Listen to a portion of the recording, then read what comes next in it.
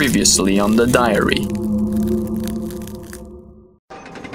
I'm back in jail awaiting my trial. Rather than clearing me from my charges, my confession set me as the #1 suspect. These are some of the things I'm being accused of. I must have been sexually assaulted. The dead body belongs to the molester. I found him and killed him. Even my mom was believing those lies. I had to ask her about Jessica. What do you mean? Her name is all over the diary. She even gave you the diary herself when I didn't want to give it to you. She started crying and left the room. What just happened?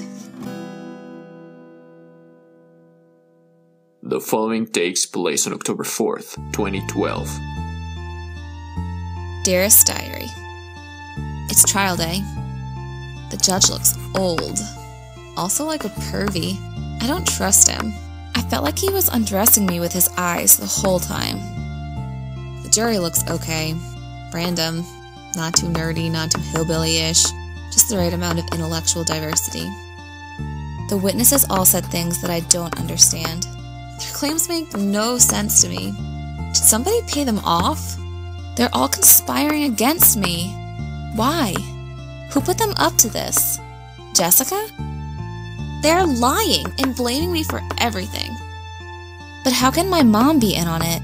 She wouldn't do that to me. Her testimony started off with the conversation we had yesterday. She said, "What do you mean? Her name is all over the diary.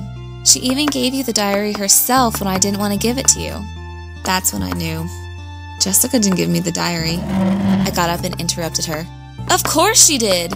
You didn't recognize her because you haven't seen her in a long time. The judge and the prosecutor complained that I barged in. However, my mom still addressed my comment. She didn't do that, sweetie, because you did. You gave me the diary. What? Jessica isn't real. I felt a wave of electrical impulses firing up certain spots in my brain, flashes of things I remembered. September 19th. Bobby saw you going into Jessica's house, moving a dead body, and what looked like cleaning up evidence. But of course, you, as in Jessica and I, right? Each memory struck back like a slap in the face with the loudest sound. September 13th. Well, actually nobody said it was for the entire year. That was my contribution. She sees what she wants to see and hears what she wants to hear. September 11th. Then I heard Jessica's name. I stepped closer to listen better. She manipulates conversations to her advantage. September 17th. I went to see Mr. Rogers after class. I lied. Actually, there is a Jessica, but she moved out of town a couple of months ago. September 12th.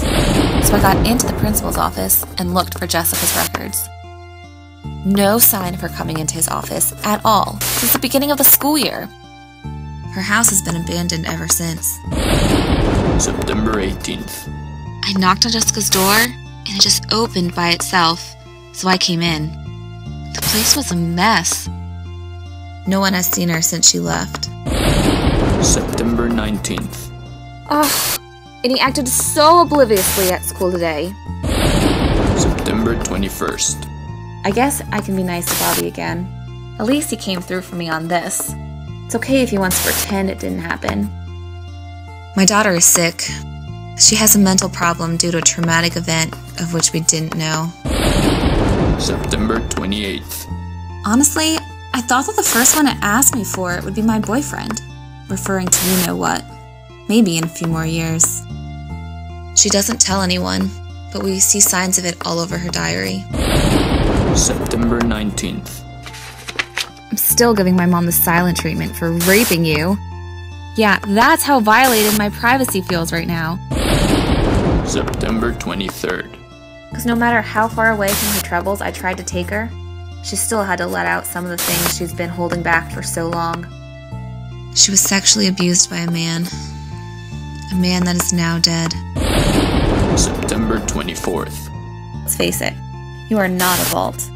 You can and have been penetrated easily before. As a result, she developed a split personality disorder to cope with the actions she would commit. September 23rd. Jessica didn't make a sound, not to startle him.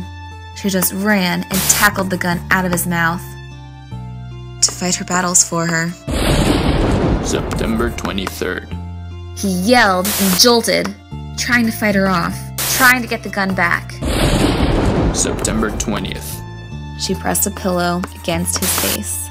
He didn't even fight it. So you see, Jessica and my daughter are the same person.